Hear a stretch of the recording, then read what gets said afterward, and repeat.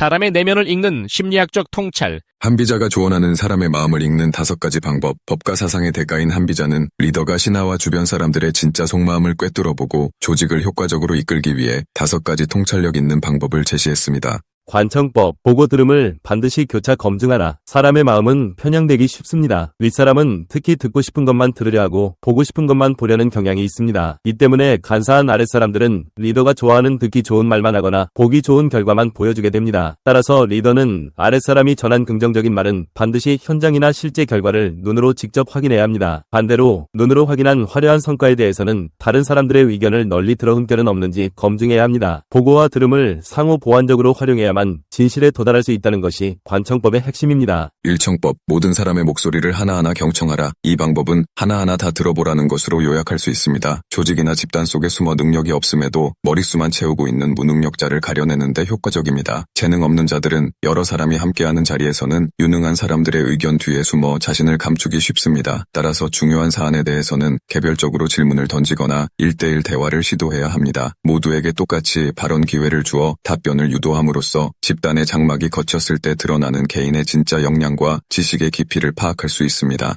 협지법, 알고 있는 사실을 숨긴 채 상대를 시험하라. 이것은 내가 이미 알고 있는 정보를 일부러 감추고 상대방이 어떤 반응을 보이는지 시험하는 방법입니다. 상대의 거짓말을 유도하고 그 반응을 관찰하여 진실성을 판단하는 것입니다. 한나라 소후가 손톱을 감추고 신하들에게 찾으라고 명했을 때 자신의 손톱을 잘라 왕에게 바친 신하의 행동은 그가 평소에도 거짓말을 일삼아왔음을 드러냈습니다. 리더는 핵심적인 오류를 알고 있음에도 모르는 척 질문을 던져 상대가 기회를 틈타 사실을 왜곡하거나 거짓말을 굳히는지를 관찰해야 합니다. 이처럼 반응을 보자는 것이 이 방법의 핵심입니다. 도언법, 거짓말이나 황당한 상황으로 심리를 꿰뚫어라. 사실과 무관한 이야기나 터무니없는 거짓말을 던져 상대방을 당황하게 만들고 그 순간 드러나는 무의식적인 반응을 통해 진정한 속마음을 엿보는 방법입니다. 연나라 재상이 백마가 문으로 나갔다는 거짓말을 했을 때 뛰쳐나가 확인한 후 거짓 증언을 한 수하는 허풍쟁이였습니다. 또한 위나라 재상이 총애받는 다른 정승을 비난했을 때 그 정승이 왕의 불신을 언급하며 화를 낸 것은 왕의 속마음을 간접적으로 알게 해준 결정적인 단서가 되었습니다. 사람들은 예기치 않은 충격적인 상황 앞에서 내면의 두려움이나 질투심을 본능적으로 드러내게 됩니다. 관찰법, 사건으로 이득을 보는 자를 역으로 추적하라. 어떤 사건이나 문제가 발생했을 때 그 표면적인 원인보다는 누가 이 일로 인해 가장 큰 이득을 얻는가를 역으로 살펴보라는 원칙입니다. 숨겨진 동기와 배후를 찾아내는데 가장 확실한 방법입니다. 한나라 희호의 욕탕에 돌멩이를 집어넣은 범인이 현 책임자가 파직되기를 바라는 후임 내정자였던 것처럼 복잡한 조직 문제 뒤에는 반드시 자리를 얻거나 경쟁자를 제거하거나 권한을 확장하려는 명확한 동기가 숨어 있습니다. 따라서 리더는 누구에게 이득이 돌아가는가? 라는 질문을 통해 사건의 숨겨진 설계자와 그 목적을 파악해야 합니다. 상대방의 입장에서 동기를 찾아보면 상대를 간파하고 효과적으로 다룰 수 있습니다. 사람을 읽는 비언어적 단서, 행동 뒤에 숨은 심리.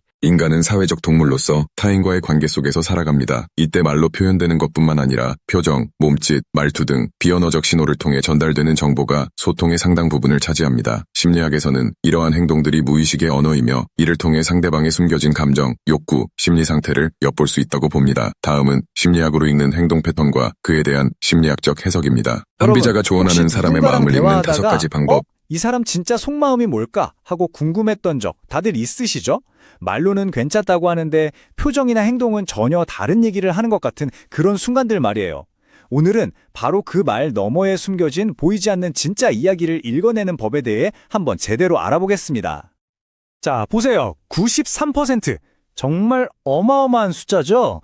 이게 뭐냐면 우리가 놓치고 있는 신호들의 중요성입니다. 심리학자들 말로는요, 인간 의사소통의 무려 93%가 말이 아닌 바로 이 비언어적인 신호로 이루어진다고 해요. 그러니까 우리가 입으로 하는 말보다 우리의 표정이나 몸짓, 말투에 훨씬 더 많은 진심이 담겨 있다는 얘기죠. 그럼 여기서 진짜 중요한 질문이 하나 생기죠. 우리는 과연 그 93%나 되는 이 거대한 무언의 신호들을 얼마나 잘 읽어내고 있을까요? 오늘 그 답을 한번 같이 찾아가 보시죠. 자, 그럼 첫 번째로 벗겨볼 가면은 바로 슬픔의 가면입니다. 웃음이나 잠, 이런 아주 평범하고 일상적인 행동들 속에 우리가 상상도 못했던 감정들이 숨어 있을 수 있거든요. 혹시 주변에 정말 사소한 일에도 유독 크게 잘 웃는 사람 없으세요? 우린 보통 참 긍정적인 사람이구나 하고 생각하기 쉽죠. 근데 심리학은 좀 다른 얘기를 합니다. 어쩌면 그 웃음이 실은 내면의 깊은 외로움을 감추고 다른 사람과 어떻게든 연결되고 싶다는 무의식적인 신호일 수 있다는 거예요. 심리학에서는 이런 걸 보상적 웃음이라고 부릅니다. 말 그대로 내 안에 어떤 결핍을 보상하려는 웃음인 거죠. 마치 속은 텅 비었는데 그걸 감추려고 일부러 더 밝고 화려한 가면을 쓰는 것과 같다고 할 수 있겠네요. 웃음이 감정을 감추는 가면이었다면 잠은 현실을 피하는 도피처가 될 수도 있어요. 혹시 주변에 평소보다 잠이 부쩍 늘어난 사람이 있다면요. 이게 그냥 피곤해서가 아닐 수 있다는 겁니다. 감당하기 너무 힘든 슬픔이나 우울감에서 잠시라도 벗어나고 싶은 그런 무의식적인 도피일 수 있다는 거죠. 의학적으로는 이걸 과수면이라고 부르는데요. 실제로 우울증의 아주 대표적인 증상 중 하나로 꼽힙니다. 이처럼 잠자는 시간의 변화는요, 그냥 몸의 피로도 문제가 아니라 마음의 상태를 비추는 아주 중요한 신호가 될 수 있다는 거 기억해 두시면 좋겠습니다. 자, 이번에는 조금 더 직접적인 신호들을 한번 읽어볼게요. 바로 연결의 언어입니다. 우리는 말과 분노를 통해서 관계를 맺기도 하고 또 망치기도 하잖아요. 과연 그 격한 감정의 뒷면에는 어떤 진실이 숨어 있을까요? 정말 별것도 아닌 일에 버럭 화부터 내는 사람, 어떻게 생각하세요? 대부분은 저 사람 공격적이다, 참 예민하다 이렇게 생각할 거예요. 하지만 심리학에서는 그 분노를 거의 정반대로 해석하기도 합니다. 사실은 사랑과 관심이 너무나도 절실해서 보내는 일종의 도와달라는 구조 신호일 수 있다는 거죠. 분노는 사랑과 관심을 필요로 하는 도움 요청의 왜곡된 표현일 수 있다. 이 말처럼요, 사실 분노는 첫 번째 감정이 아니에요. 그 밑에 숨어있는 좌절감이나 외로움 같은 진짜 감정을 감추기 위한 두 번째 감정인 경우가 훨씬 많습니다. 결국엔 나 좀 봐달라는 아주 서툰 외침인 셈이죠. 이렇게 감정이 분노로 터져 나오는 경우가 있다면 반대로 말을 극도로 아끼는 경우도 있죠. 평소에는 과묵한데 꼭 말을 해야 할 때는 막 속사포처럼 빠르게 말하는 사람 혹시 본 적 있으세요? 이게 어쩌면 무언가 비밀을 숨기고 있거나 그 불편한 상황을 빨리 벗어나고 싶다는 불안감의 표현일 수 있습니다. 이런 현상을 인지부하라는 개념으로 설명할 수 있는데요. 한번 생각해 보세요.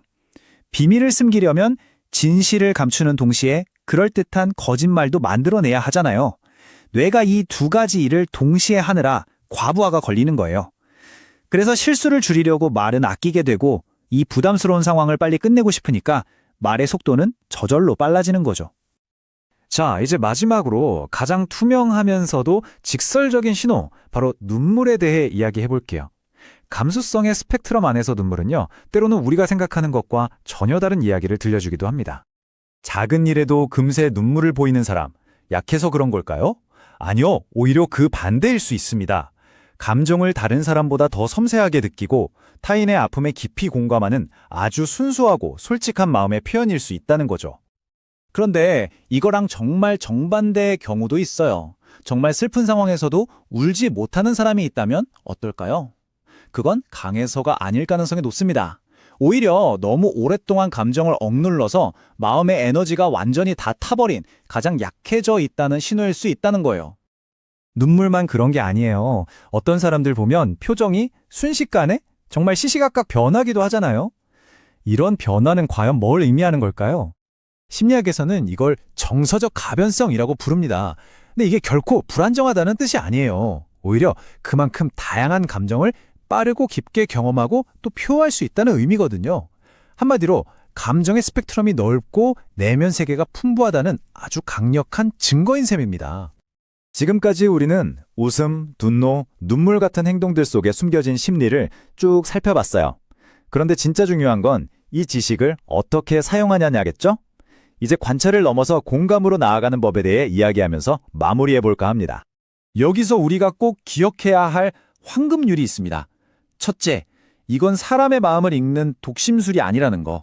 둘째, 모든 행동은 반드시 그 맥락과 상황 속에서 이해해야 한다는 거. 그리고 마지막, 가장 중요한 건데요. 이 모든 지식은 상대를 판단하기 위한 무기가 아니라 더 깊이 이해하기 위한 다리가 되어야 한다는 겁니다. 위대한 심리학자 칼 로저스가 이런 말을 남겼죠.